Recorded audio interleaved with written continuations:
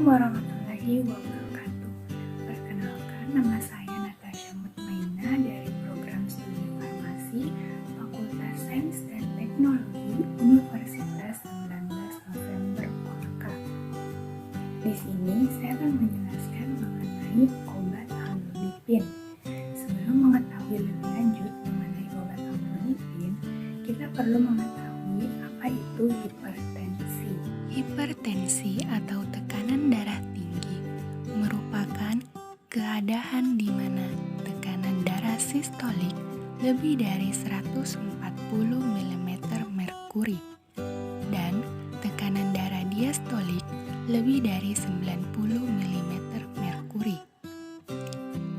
Tekanan darah sistolik adalah jumlah yang diukur dalam setiap detak ketika jantung berkontraksi dan mendorong darah melalui arteri ke seluruh tubuh.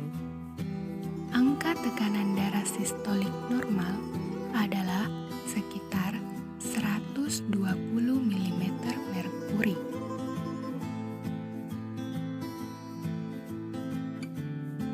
Sedangkan tekanan darah diastolik adalah tekanan darah di dalam arteri saat jantung sedang tidak berdegup. Angka tekanan darah diastolik normal adalah sekitar 80 mm merkuri.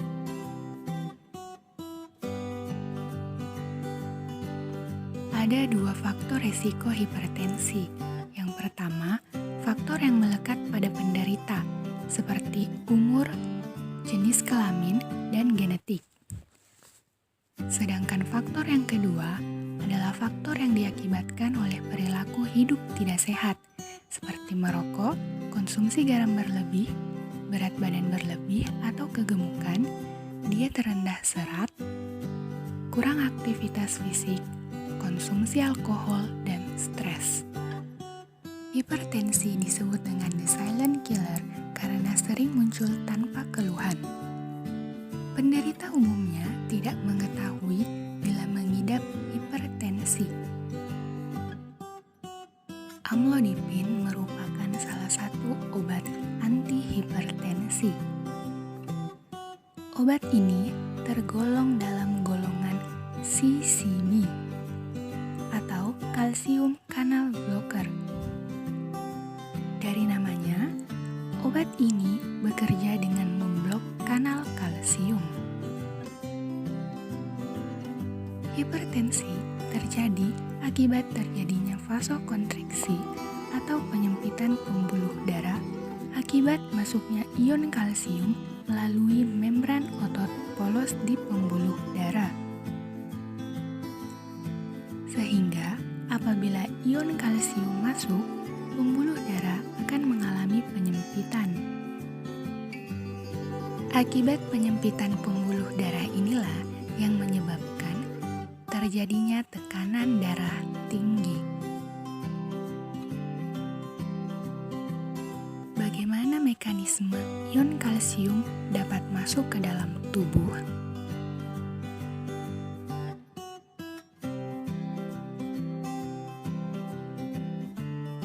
Pembukaan kanal kalsium menyebabkan meningkatnya kadar kalsium di dalam sel. Kalsium di dalam sel lebih sedikit dibanding di luar sel, sehingga apabila ion kalsium masuk, menyebabkan terjadinya vasokonstriksi pada pembuluh darah atau penyempitan pembuluh darah, sehingga terjadi kontraksi otot polos dan otot jantung. Berikut ini merupakan peran kalsium terhadap kontraksi otot polos. Konsentrasi kalsium intrasel meningkat ketika kalsium masuk ke dalam sel dan terjadi pelepasan ion kalsium dari retikulum sarkoplasma. Kalsium yang terikat dengan kalmodulin selanjutnya akan mengaktifkan myosin light chain kinase atau MLCK. Aktivasi MLCK menyebabkan terjadinya fosforilasi pada myosin. Fosforilasi myosin akan menyebabkan peningkatan aktivitas dari myosin atau ATPase, sehingga terjadi ikatan antara aktin dan miosin yang menyebabkan terjadinya kontraksi otot polos. Peningkatan tekanan darah dikaitkan dengan kontraksi otot polos atau dikenal dengan istilah peningkatan resistensi perifer. Oleh karena itu, amlodipin diperlukan untuk menurunkan tekanan darah. Amlodipin yang merupakan antagonis kalsium akan menghambat kanal ion kalsium, sehingga ion kalsium tidak dapat masuk ke dalam sel, sehingga terjadi vasodilatasi dan pembuluh darah melebar, sehingga terjadi penurunan tekanan darah. Demikian sedikit penjelasan mengenai